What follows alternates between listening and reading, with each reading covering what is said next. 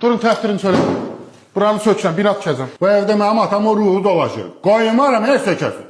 Sənin atalı tanıyırdım mən. Əzrafın biri sağ vaxtı evə gəlmir deyə. Bütün gün içib onun bunun qapısında yatırdı. Öləndən sonra zırt gələr evə. Reklamda yazmışsınız ki, kompleks 28-ə yaxındır. Bura güzdəkdir. Qardaş, ucara baxmış yaxındır da. Biz yazmamışıq ki, nə qədər yaxındır. Vüqar müəllim, sizə bir söz demək istəyirəm. Bilmirəm necə deyim. Binaya lif yeri qoymaq yadımızdan çıxıb. Ay, mən də deyirəm, nə deyir bu? Elə bildim, sement kisəsinin ağzı açılıb, yağış da yağım, zay olub gedib. Mənə belə xırdı şeylərlə gəlmir üstümə.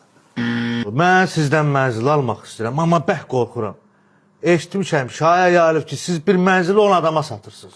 Qardaş, biz şərəfli, ləyəqətli, şəxsiyyətli adamlarıq. 10 nəfərə satmaq nədir?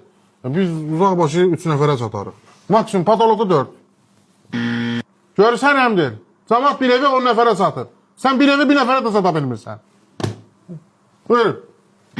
Sizin tikinti şirkətinin adı SS&SS'dir.